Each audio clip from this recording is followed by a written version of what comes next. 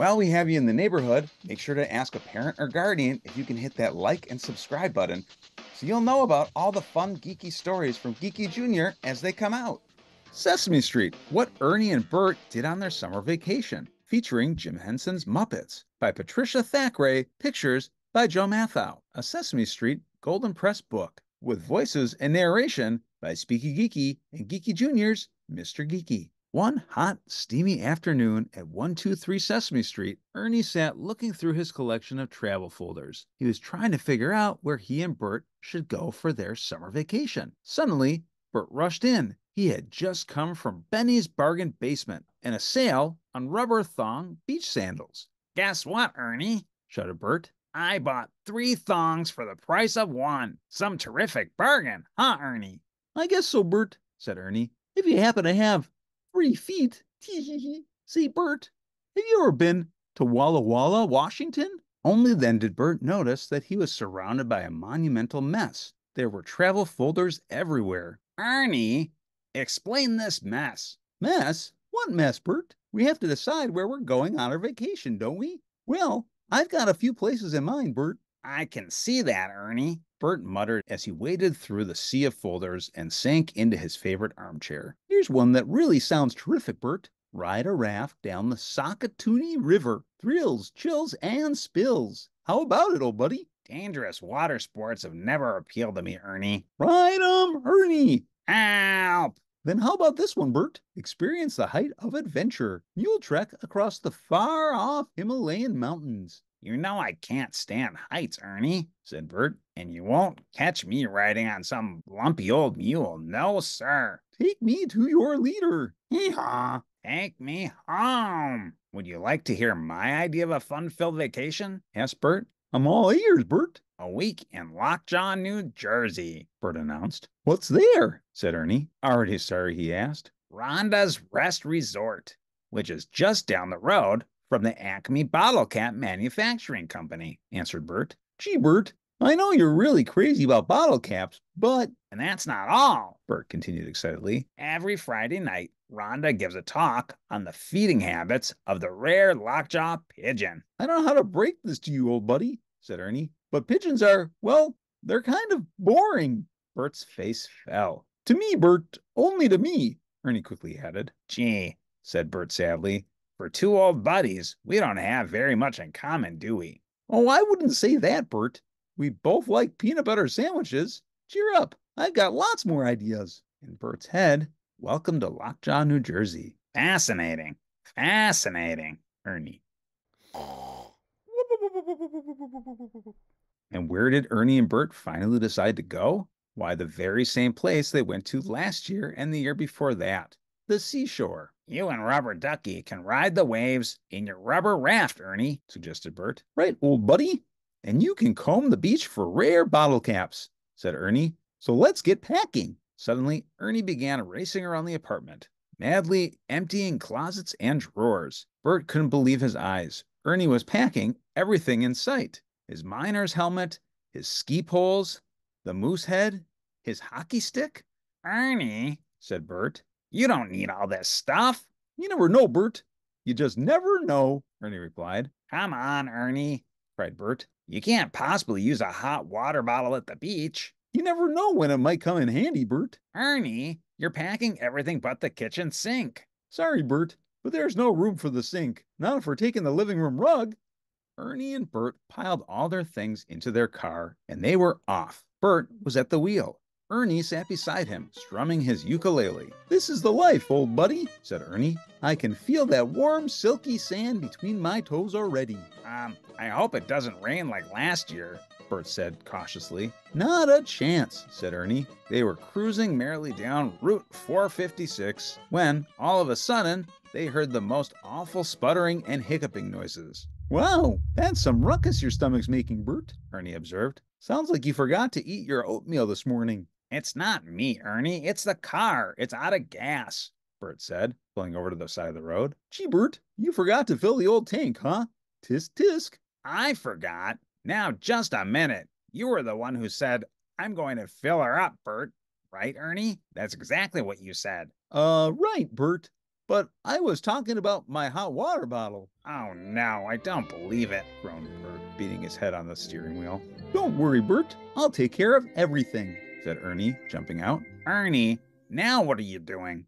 Bert asked. Ernie had rooted his drums out of the back of the car and set them up by the road. This is no time to practice your drums, Bert shouted as Ernie started banging away. Yes, it is, Bert. I'm drumming up some help. On a nearby farm, lovable furry Farmer Grover lay snoozing under a shady apple tree. Suddenly, he was rudely awakened. What is this strange drumming in my ears? He cried. He jumped up and ran toward the noise. And there, by the highway, he spied Ernie wildly waving his drumsticks in the air. Greetings, traveling musicians. It is I, Farmer Grover.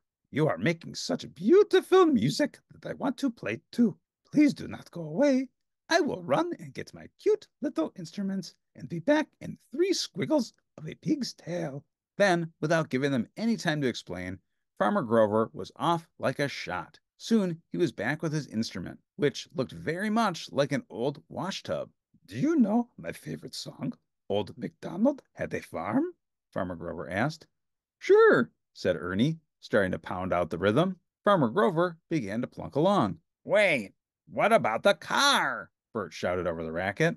Old MacDonald had a farm, E-I-E-I-O, with a moo-moo here and a moo-moo there, and a quack-quack here and a quack-quack there. Stop, yelled Bert. With a stop-stop here and a stop-stop there, sang Ernie and Farmer Grover. Finally, Bert managed to explain to Farmer Grover that the car needed to be towed.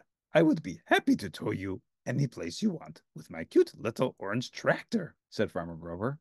But first, I have just one little chore to finish. We'll help you, offered Ernie. Oh, that would be so nice of you, said Farmer Grover. First, they fed the chickens. Then they lifted the hay. Then they washed the pigs. Then they milked the cow. Then Bert gave the bull some exercise. The chores were done at last. So, good as his word, Farmer Grover hooked up his tractor to the car. Now, just where would you like to go? He asked. To the nearest gas station, please, said Bert.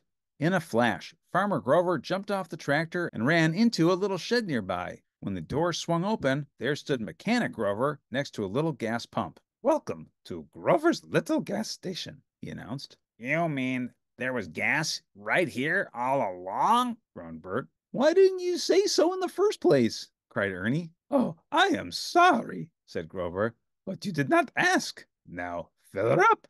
Check the oil. Bert's scrapbook, a chicken feather, Farmer Grover, a bull, and a receipt for Grover's Little Gas Station. $10.50. Thank you. Don't miss it. Mount Baldy. Mount Baldy. Mount Baldy. Soon, Ernie and Bert were zooming down the highway again. Which way to the beach, Bert? Asked Ernie. But Bert had dozed off with the map opened, spread out on his lap. Then Ernie spotted a sign which read, Don't miss it, Mount Baldy. He thought. I've always wanted to see Mount Baldy. Well, we'll just take a little side trip. He turned and followed a winding road higher and higher into the mountains. Where are we? Asked Bert, waking with a start. At the Mount Baldy lookout. Just in time for the sunset, said Ernie. Let's look through these viewers, Bert, so we can see Mount Baldy close up. Are you looking at Mount Baldy, Bert? Uh-huh, said Bert. But I can't see it. There are too many clouds. Gee, Bert, I can see it very clearly. It's tall and kind of egg-shaped, and right on the tippy top, there's a big hairy bush. Harry, wait a minute. Something's strange here. Ernie looked around the side of his viewer and exclaimed, Guess what, Bert? I've been looking at the back of your head. The sun had sunk behind the mountains. By the time they reached the highway, it would be dark. So Ernie suggested they spend the night in the woods. Absolutely not, Ernie, said Bert, alarmed at the prospect. Besides, we didn't bring any camping equipment. Sure we did, Bert. Then Ernie began to load Bert down with all their baggage. Hey, Ernie, cried Bert, staggering under his heavy burden. How come you're not carrying anything? One of us has to blaze the trail, Bert. Follow me, said Ernie as he charged into the woods. They found a pleasant campsite by a stream, and Ernie set to work immediately. Hand me the carpet, Bert. Bert did so gladly. Now the ski poles, please. Stand by with that hockey stick, Bert. In no time at all, Ernie had made a tent out of the living room rug using the ski poles and hockey stick to hold it up. "I'll try out the tent, Bert," said Ernie. "I'm going fishing for our dinner. I just hope I don't run into a giant walking catfish." "A giant walking catfish?" said Bert, shaking his head. "Come on, Ernie, that's ridiculous." Ernie soon returned with some Baldy Mountain speckled trout. After a delicious dinner, Ernie and Bert crawled into the tent for the night. "Well, here we are, snug as two bugs in a rug," said Ernie. "Good night, Bert." "Sleep tight, Ernie." Ernie went straight to sleep, but soon he woke up with a start. "Are you awake, Bert?" he whispered, but there was no answer because Bert wasn't there. "He's gone!" Ernie wailed. "Bert's gone!" There was a splash down by the stream. "Oh no!" cried Ernie. "A giant walking catfish! Poor Bert, in the flippers of a giant walking catfish! Oh, I'll never see my old buddy again." Suddenly, there was a rustle in the bushes. Ernie's hair stood on end. A big, shadowy shape came lumbering toward him out of the darkness. "Aye!" screamed Ernie. "Ah!" screamed the shape. Ernie put on his miner's helmet and shone its lamp on the shape. "Hey, get the light out of my eyes!" yelled a familiar voice. "Bert!" cried Ernie. "My old buddy Bert! Boy, am I glad to see you. How did you escape the catfish, huh, Bert? I thought I'd never see you again." "What catfish, Ernie? I was just down by the stream brushing my teeth. Now let's get some sleep." "Boy, Bert," said Ernie when they were safely back to their tent, "wait till we tell the gang at Sesame Street how you battled the giant walking catfish single-handed." On the way down from the mountain the next morning, they stopped at a monument of a pioneer family. "Gee, they sure were funny looking back in those days, huh, Bert?" said Ernie. "I don't know what you mean, Ernie. They look fine to me. Handsome, in fact." Bert's scrapbook. Ernie's fishhook. Mount Baldy by Ernie. Pioneer Family Monument. Feather found in the forest. They were back on the highway again when Ernie spotted a sign that said, "Turn here for car wash." "Wow, we can't afford to pass this up," said Ernie.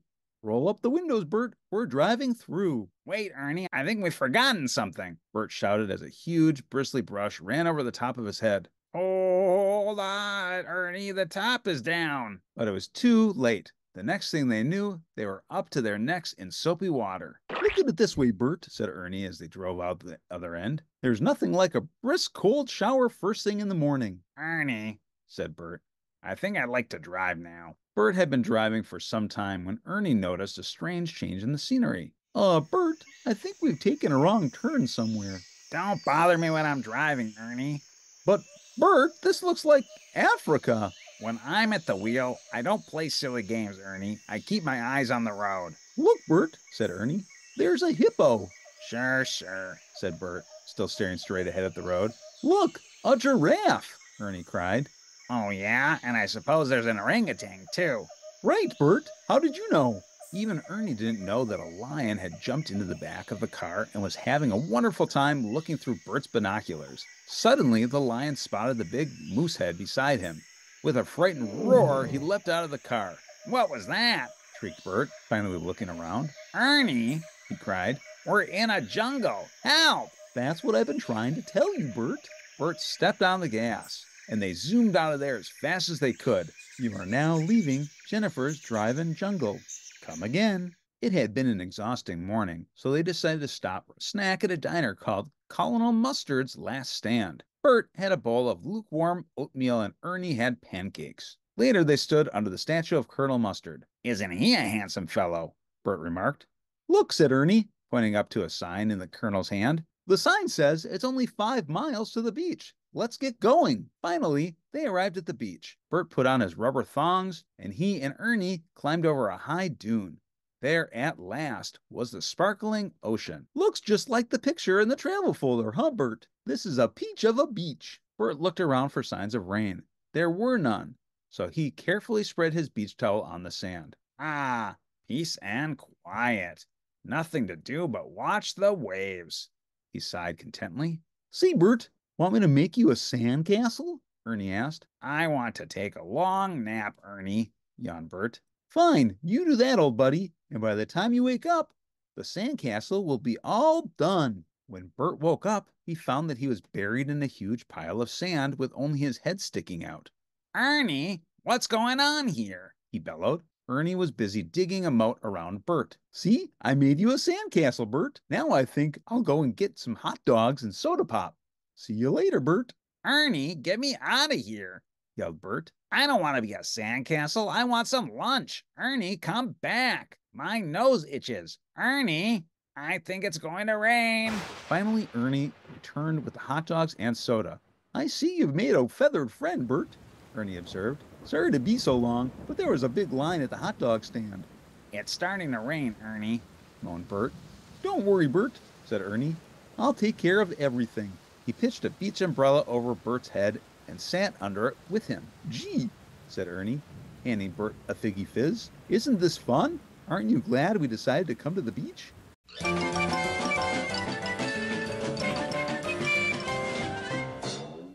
Bert's scrapbook. A bottle cap, tartar sauce from Colonel Mustard, a seagull feather, Bert as a sandcastle, our old buddy Bert. I've been to Jennifer's Drive-In Jungle. The end. Don't forget to visit GeekyJr for more of the stories that you love, only on GeekyJr and SpeekyGeeky. Ask a parent or guardian if you can subscribe to GeekyJr today.